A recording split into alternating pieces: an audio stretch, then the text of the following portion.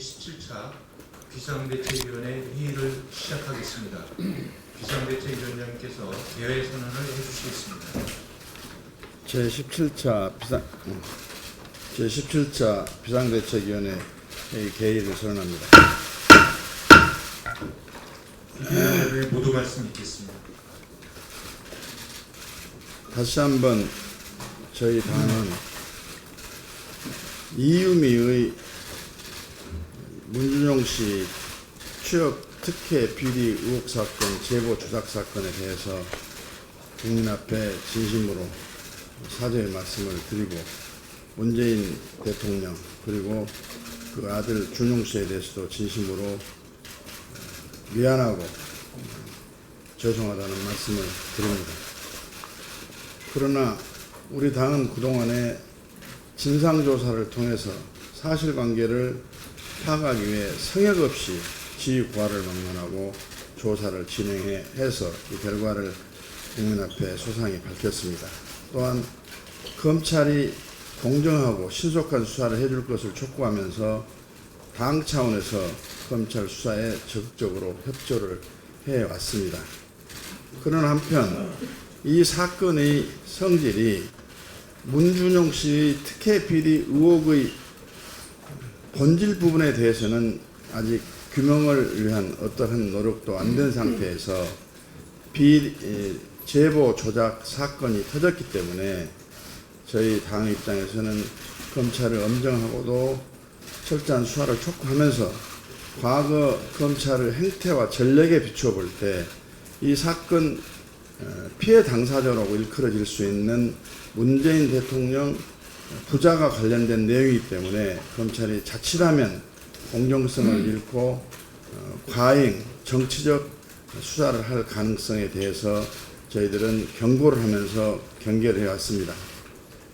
역시 우려가 현실화가 되었습니다.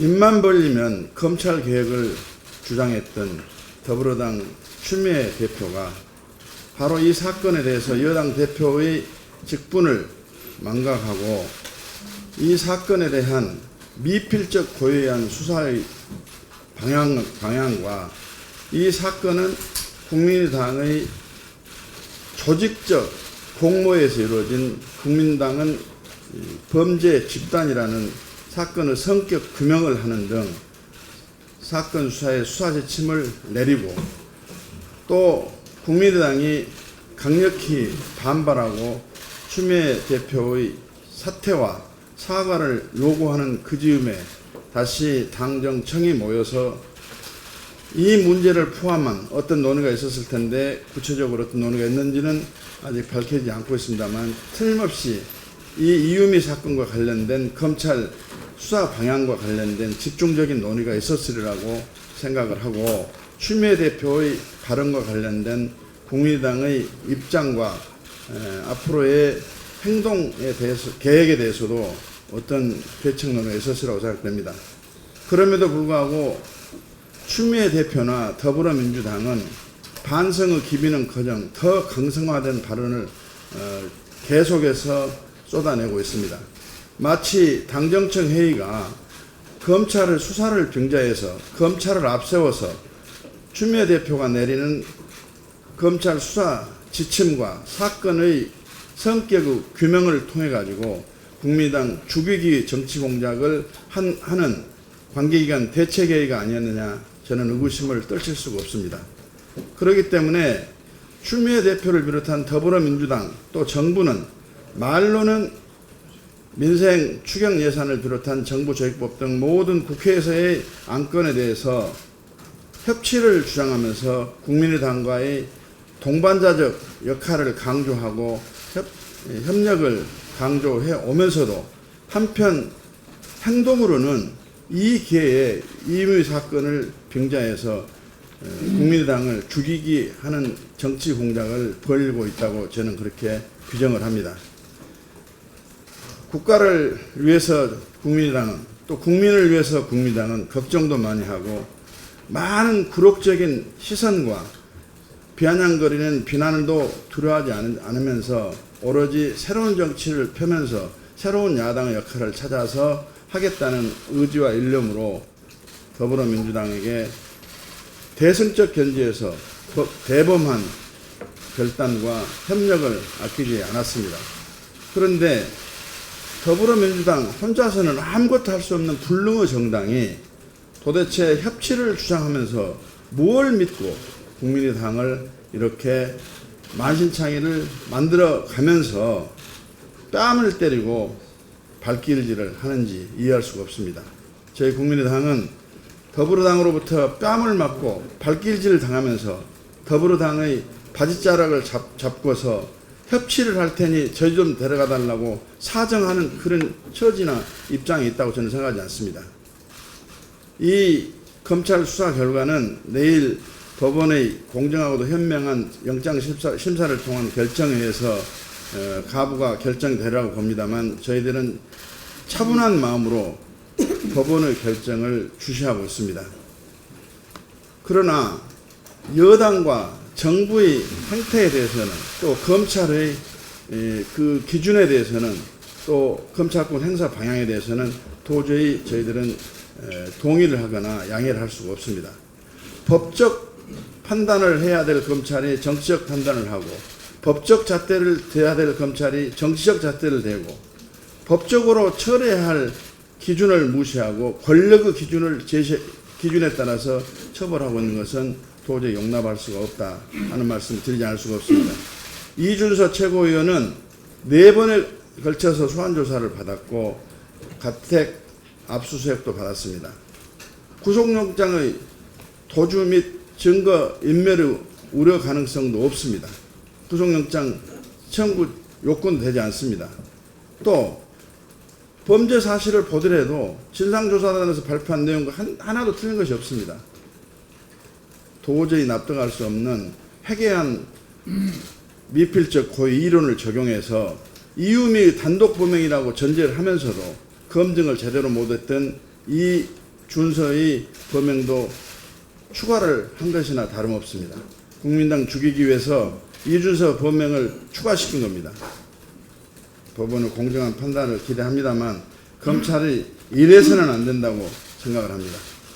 작년 5월 달에 우리 당을 둘러싼 리베이트 사건으로 얼마나 많은 공격을 해댔는지 당시 더불어민주당 또 여러 비난을 했던 사람들 지금 악몽이 떠오릅니다. 그 사건 전부 모두 무죄받았습니다. 검찰이 아직도 반성을 하지 않을 것 같습니다. 검찰에 대해서 검찰권 행사 방향을 정하는 더불어당이 이제는 더 이상 검찰 개혁을 주장의 공허한 목소리가 들리지 않도록 좀 해주시기 바랍니다. 오늘이 마지막 요구일을 기대하면서 9번째로 인사 5대 원칙을 파기한 문재인 대통령의 책임 있는 입장 표명을 거듭 요구합니다. 문재인 대통령은 더 이상 코드 인사를 고집하지 말고 지금이라도 국방개혁과 노동개혁의 새로운 책임자를 구해야 합니다. 후보자들도 문 대통령에게 부담을 덜어주기 위해 자진 사퇴하는 것이 도리일 것입니다. 국민의당은 문 대통령과 두 후보자의 선택을 국민과 함께 지켜보겠습니다.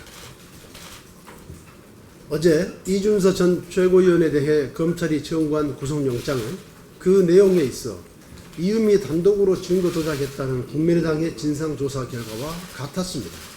그럼에도 일각에서 당의 진상조사 결과와 다르다는 식으로 지적한 데 대해 유감으로 생각합니다. 집권당 대표가 사실상 수사 지침과 결론까지 제시한 마당에 정권 초기 검찰 개혁으로 정권 눈치를 볼 수밖에 없는 검찰이 구속영장 청구라는 과잉 충성으로 무리수를 둔 것은 아닌지 매우 우려스럽습니다. 미필적 고의를 이렇게 확대 해석하게 되면 사건에 관계되는 모든 사람들에게 미필적 고의를 적용해야 하는 결과가 될 것이고 결과적으로 제보 검증에 매달리다가 보면 공익적 제보까지도 약화시키는 우를 범하게 될 것입니다. 추미애 대표는 미필적 고의 운운할 자격조차 없습니다. 지난 총선에서 추 대표 본인이 미필적 고의로 유죄 판결을 받은 당사자가 아닙니까? 당시 추미애 대표는 자신의 기소에 대해 치졸한 정치 공작이자 보복성 야당 탄압이라고 하더니 정작 자신이 우리 국민의당에 대해 치졸한 정치 공작과 보복성 야당 탄압을 자행하고 있습니다. 검찰은 진실을 밝히되 여당 대표의 검찰 길들이기 시도에 대해서는 단호히 맞서야 할 것입니다. 여당 대표로서 자격을 상실한 추미애 대표는 진정 어린 사과와 함께 대표직을 사퇴할 것을 거듭 요구합니다. 문재인 대통령이 취임 한 달 만에 깜짝 발표를 통해 졸속적인 탈원전 정책을 선언한 뒤에 후폭풍이 거셉니다. 그 과정에서 어떤 사회적 공론화도 없었고 중장기적 대책이나 전력 수급에 대한 대안 제시도 없었습니다. 청와대가 원맨쇼 하듯 국가 100년 대계를 결정한 것입니다. 국가 최소 30년에서 100년 이상을 내다보고 진행해야 할 장기적 국가 과제인 국가 에너지 정책을 5년 임기의 대통령이 이렇게 함부로 결정해서는 결코 안 됩니다. 독일, 스위스 등 성공 사례에서 보듯 오랜 준비 기간과 치밀한 대안 그리고 사회적 공론화를 통해 추진 여부를 결정하는 것이 마땅합니다. 국민의당은 관련 TF를 구성해서 탈원전 선언으로 인해 야기될 심각한 국가적 문제점, 갈등과 분쟁 등을 분석하고 정책 대안을 제시해 나가겠습니다. 이상입니다. 김진표 국정기획자문위원장이 지난 7일 단계적인 경유세 인상 입장을 밝혔습니다. 기획재정부가 인상하지 않겠다고 밝힌 지 불과 열흘 만입니다. 국정기획자문위원회와 기획재정부가 힘겨루기를 하는 것인지 문재인 정부의 불협화음에 국민은 혼란스럽습니다. 현 상태에서는 경유세를 인상해도 미세먼지 저감 효과는 미미할 것이라는 연구 결과가 나와 있습니다. 경유를 사용하는 차량의 상당수가 영업용과 생계용 차량이어서 경유값을 올려도 소비가 쉽게 줄 수 없는 구조이기 때문입니다. 경유세 인상은 담배값 인상처럼 의도했던 정책 효과는 미미하고 서민 증세로 남게 될 것입니다. 경유세 인상으로 미세먼지 저감의 효과를 높이기 위해서는 경유차 배출먼지의 79%를 차지하는 화물트럭 등 노후 경유차 문제부터 접근해 가야 합니다. 국민의당은 노후 차량 조기 폐차 사업 예산을 확대하고 친환경 트럭 기술 개발과 보급에 힘써야 한다는 입장입니다. 또 트럭 등에 지급되는 유가 보조금과 이중과세 논란을 일으키고 있는 환경 개선 부담금을 폐지해야 합니다. 정부는 중구난방으로 정책을 발표하지 말고 좀 늦더라도 충분한 공론화 과정과 사회적 합의를 통해서 실효성 있는 정책을 내놓을 것을 촉구합니다. 이상입니다. 네, 이유미 당원의 문준용 취업특혜 증거조작 사건 진상조사단장으로서 검찰의 이준서 전 최고위원에 대한 구속영장 청구에 대해서 한 말씀 드리겠습니다. 먼저 검찰의 이 전 최고위원의 영장 청구 내용에 따르면 증거조작 자체는 이유미의 단독 범행을 전제로 하고 있습니다. 다만 이 전 최고위원의 증거조작 인지 여부와 그 시점에 따른 판단에 저희 당의 진상조사 결과와 차이가 있습니다. 이것이 미필적 고의인지의 여부에 관한 것에 대해서는 법원의 현명한 판단을 기다리겠습니다. 구속영장 청구는 헌법이 부여한 검찰의 고유한 권한입니다. 집권당 대표의 가이드라인에 따라서 수사하고 청구한 것이 아니냐는 의심의 정황이 매우 큰 상황입니다. 앞으로 이번 사건의 진행이 어떻게 될지는 모르지만 검찰은 이번 결정에 대해서 검찰 스스로 책임을 반드시 져야 합니다. 검찰에게 촉구합니다. 검찰 개혁이 시대의 화두입니다. 만약 지금의 수사가 과잉 수사라는 것으로 사후적으로 확인된다면 검찰 스스로 개혁의 대상임을 자임하는 것이 될 것입니다. 과거 논어에 나오는 제가 한 말씀 드리고 마치고자 합니다. 논어에 보면은 이런 말이 나옵니다. 말할 때가 되지 않았는데 말하는 것을 조급하다고 하고, 말해야 할 때 말하지 않는 것을 숨긴다고 하고, 상대의 안색을 살피지 않고 말하는 것을 눈뜬 장님이라고 한다라고 했습니다. 추미애 대표와 여당 의원들께 드리고 싶은 공자의 말씀입니다. 이상입니다. 추미애 민주당 대표는 문준용 취업특혜 의혹 사건을 제보 조작 사건으로 애매하게 오히려 물타기로 자신이 스스로 머리 자르기와 고리 자르기를 하고 있습니다. 이번 문제의 사건의 핵심은 머리요 몸통, 그리고 본질은 문준용 취업특혜 의혹 사건입니다. 추미애 대표는 미필적 고의라는 어려운 법률 용어를 써가며 이번 사건의 본질인 특혜 의혹 사건을 개인의 제보 조작과 애매하게 물타기 하려고 하고, 또 머리 자르기를 하지 않기를 강력히 경고합니다. 본질을 흐리고 물타기 수법이라는 과거 정권들이 저질러온 전형적인 행태를 그대로 답습한다면 더 큰 국민적인 저항을 맞게 될 수밖에 없음을 엄중히 경고합니다. 청와대나 총리실, 또 여권 내 당내 지도부에 부탁을 드립니다. 모두 추 대표가 논란을 일으킬 때마다 푸념하고 눈치만 보지 말고 국가와 민생과 협치를 위해 추 대표에게 바른 말도 하고 좀 추 대표를 말려주십시오. 그리고 언론인들에게 부탁드립니다. 어제 검찰이 이전 최고위원에게 청구한 구속영장 내용을 한 번이라도 곰곰이 읽어보신 분이라면 그 영장 내용이 우리 당 진상조사단 조사 결과와 사실관계가 다르지 않다는 것을 분명히 알 수 있습니다. 읽어보시면 제보조작 사건이 사전에 공모되었거나 조작을 지시한 사실이 없다는 것도 알 수 있습니다. 우리 사회와 대한민국 정치 발전을 위해 이번 사건을 포퓰리즘 독재 정권의 눈치를 보지 마시고 객관적이고 공정한 보도를 해 주시기를 간곡히 부탁드립니다. 끝으로 사법부에 부탁을 드립니다. 우리 사회가 과거 정권처럼 권력으로 야당을 위협하고 정치 보복 때문에 억울하게 희생당하는 사람이나 억울한 정당이 생기지 않도록 재판부는 법과 양심에 따라 대한민국 역사를 생각하시면서 현명한 판단을 해 주실 것을 간곡히 당부드립니다. 모두 발언에 앞서 어제 경부고속도로 사고로 인해 주말 나들이길에 참변을 당한 고인의 명복을 빕니다.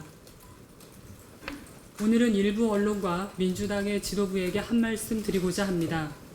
요즘 언론사의 헤드라인과 여당 지도부의 발언 중에 눈에 띄는 것은 존폐 위기에 몰린 국민의당 창당 이래 최대의 위기 등 국민의당 흔적 지우기와 다당제 해체의 기대라고 할 수 있을 것입니다. 국민의당은 독과점의 거대 권력이 흑백 대결만을 하는 기득권 양당제의 타파를 위해 탄생한 정당입니다. 사실 불미스러운 일로 요즘 당이 어려운 것은 맞지만 어렵게 창당된 국민의당의 존폐를 누가 논할 수 있겠습니까? 국민이 만들어주신 정당인 국민의당은 오롯이 국민만이 평가할 수 있을 것입니다.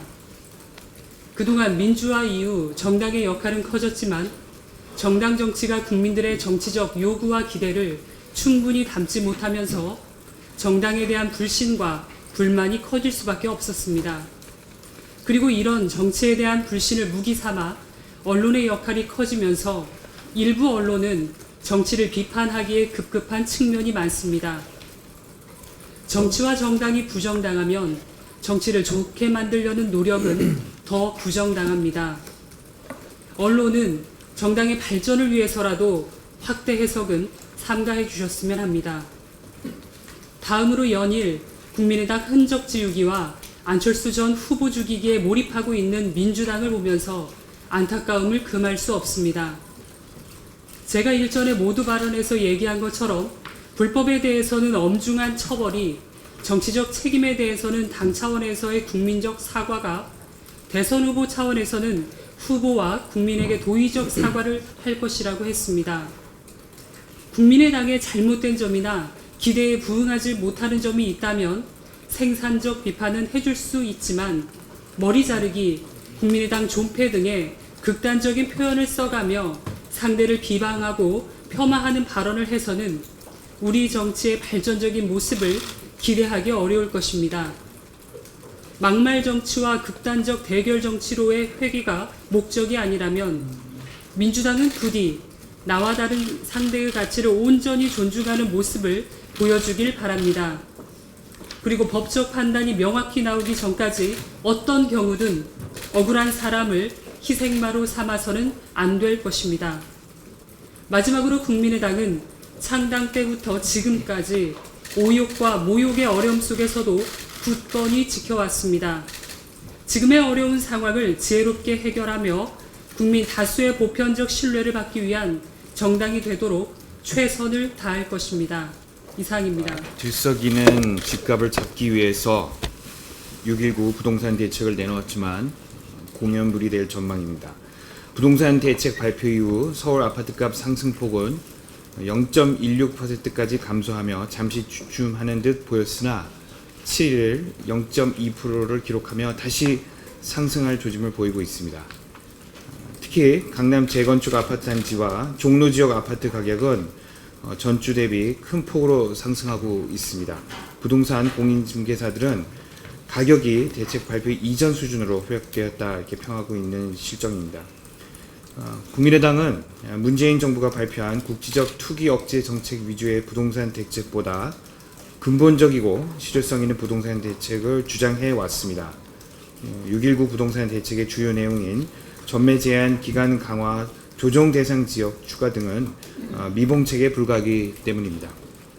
국민의당이 주장한 것처럼 박근혜 정부에서 대폭 축소된 공사, 공기업의 공급을 늘리고 부동산 개발 이익에 대해 철저히 환수하는 등 근본적인 부동산 대책을 강구해야 합니다.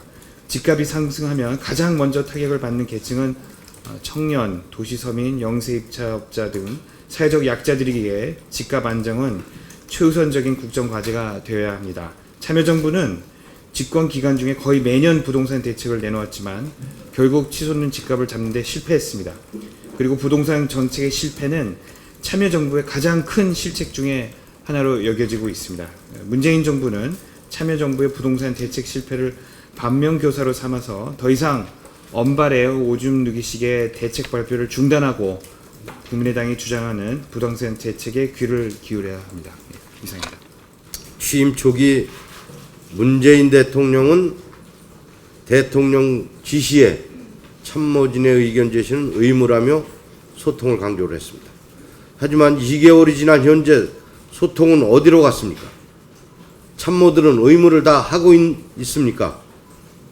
인사 문제만 비춰보더라도 문제가 드러난 후보자 전원을 야당의 반대에도 불구하고 대통령이 그대로 임명하려 한다면 대통령 청와대에서 말한 인사청문회는 진정 참고용입니까? 대통령과 여당이 자신들의 입맛에 맞는 사람들만 등용하여 문제가 분명히 존재하는 후보자들까지 임명한다면 이 정부에서 야당과의 협치를 기대할 수 있는지 많은 국민들은 우려스럽게 생각하고 있습니다. 협치란 대통령, 청와대, 국회가 각자의 역할과 임무를 충실히 수행하고 이행하는 것이 협치인 것입니다. 독선과 오만으로 비춰지고 있는 것은 매우 안타까운 일입니다. 인사재청권자들은 각자의 역할을 제대로 수행하고 있는지 묻지 않을 수 없습니다. 협치를 강조하고 있지만 과연 대통령이 먼저 협치 분위기를 제대로 형성하고 있기는 한 건지 의심스럽습니다. 여론은 신기루와 같습니다. 여론을 방패 삼아 소통과 협치 대신 불통과 독선으로 밀어붙인다는 인상이 굳어지는 순간 민심은 등을 돌리기 시작할 것입니다.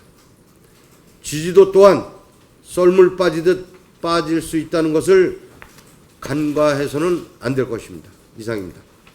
G20 있죠? 회가 끝났는데 북한의 핵 문제, 미사일 문제, 또 사드 배치 문제, 이 두 문제가 결국은 한미일 대 북중러로 구도가 잡혔습니다. 이런 가운데 우리 정부의 대북 정책에 대해서 우려스러워서 한 말씀 드리겠습니다. 한미 정상회담회에서 G20 정상회의까지 새 정부의 첫 외교 시험대가 끝났습니다. 청와대는 이번 G20 정상회의 의장인 독일의 메르켈 총리의 발표문에서 북한 핵과 미사일에 대한 언급이 있다며 자찬하는 분위기입니다. 그러나 G20 정상회의 진행되는 동안 문재인 대통령은 모든 회담 일정에서 북한을 화두로 각종 회의를 이어갔음에도 불구하고 북한 문제를 최종 성명에 포함시키지 못했습니다. 북한의 핵과 ICBM 발사에 대해 국제사회가 똘똘 뭉쳐 북한을 압도해도 쉽지 않은 상황인데 북한과 러시아가 대북 제재와 관련 적극적인 동참을 하지 않고 있다는 것을 확인했습니다. 이번 정상회의에서 중국의 시진핑 주석은 중국과 북한의 관계를 감안할 때 현재도 충분히 노력하고 있음에도 비난하는 것은 인정할 수 없다고 말했습니다. 이것은 북중 혈맹 관계를 재확인할 수 있었던 것입니다. 또한 러시아의 푸틴 대통령은 북한이 발사한 미사일은 ICBM이 아니라 중거리 탄도미사일이다라고까지 언급했습니다. 뿐만 아니라 시진핑 주석과 푸틴 대통령의 정상회담에서는 한반도의 문제에 대한 공동성명에서 북한의 핵미사일 활동의 중단과 한미의 군사훈련을 동시에 중단할 것을 요구하였습니다.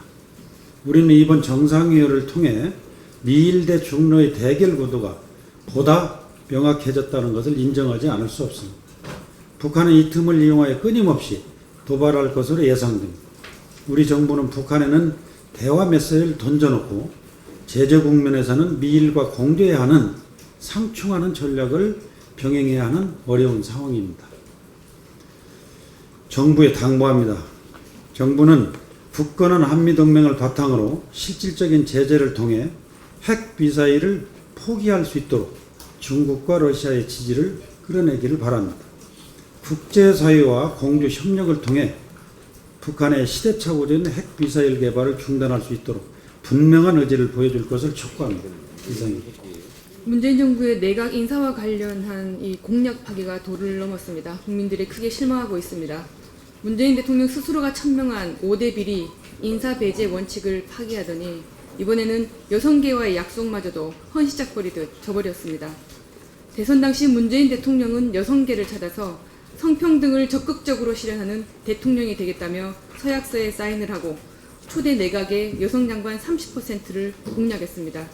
하지만 문재인 정부의 1기 내각의 여성 장관 비율은 17개 부처 장관 중에 4명 23.5%에 그쳤습니다. 청와대 실장과 수석까지 포함하면 여성 비율은 16.7%에 불과하고 차관 인선이나 각종 정부위원회의 여성 비율은 더욱 저조합니다. 그야말로 서약서에 잉크도 마르기 전에 공약을 파기한 셈입니다. 국민의 입장에서 더욱 우려스러운 점은 성매매, 성상품화를 칭송하고 왜곡된 성인식으로 여성을 비하하는 발언을 일삼은 탁현민 청와대 행정관에 대한 경질을 아직도 하지 않고 있다는 점입니다. 야3당의 지속적인 경질 및 사퇴 요구는 물론 여당 내 여성 의원들의 해임 요구, 여성계의 끊임없는 요구가 있었음에도 불구하고 문재인 대통령은 눈과 귀를 닫고 있습니다. 성평등을 실현하겠다던 여성계와의 그 약속은 다 어디로 가고 탁현민 행정관의 방패막이 노릇을 대통령이 하고 있는 것입니까? 이는 공약 파기를 넘어 오만, 독선, 불통인사 그 자체라 해도 과언이 아닙니다. 대통령은 닫은 귀를 열어야 할 것입니다. 국민의 목소리, 여성계의 목소리를 경청해야 합니다. 그래서 탁현민 행정관을 경질해 스스로 약속한 성평등 대통령의 최소한의 의지라도 보여줘야 할 것입니다. 이상입니다.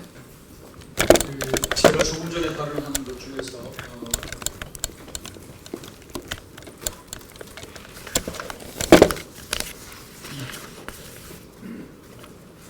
트럭 등에 지급되는 유가 보조금과 이중과세 논란을 일으키고 있는 환경 개선 부담금 이것을 폐지해야 한다고 했는데 이것을 좀 두 제도를 개선해야 한다고 좀 바꿔주시고요.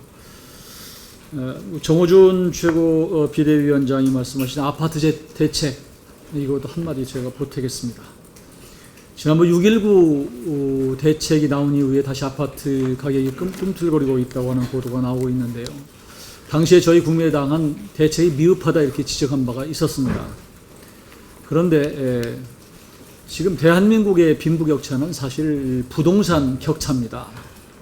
그런데 이처럼 부동산이 다시 올라가게 하는 것은 빈부격차를 다시 키우는 것이고요. 특히 청년들의 내 집 마련의 꿈 그리고 그것이 결국은 결혼의 포기로 이어지고 출산율 저하로 이어지기 때문에 굉장히 심각한 문제입니다. 최근 문재인 정부가 최저시급을 1만 원으로 올리겠다고 얘기하지만 부동산 가격이 이렇게 올라서는 만 원으로 올려봤자 아무런 의미가 없다. 이렇게 지적하지 않을 수가 없습니다. 지금 문재인 정부가 공약으로 소득 주도의 성장을 얘기하고 있지만 이런 식으로 가면 그 최저시급 올리고 여러 가지 대책을 세워도 소득 주도의 성장이 아니라 부동산 주도의 성장으로 되기 때문에 지금 집권 초기부터 뭔가 크게 잘못되고 가고 있다는 것을 지적하지 않을 수 없고요. 이런 차원에서 다시 한번 우리 국민의당은 아파트 대책, 이 부동산 대책을 확실하게 세울 것을 촉구합니다. 네, 이상으로 공개 발언을 모두 마치고 회의를 비공개로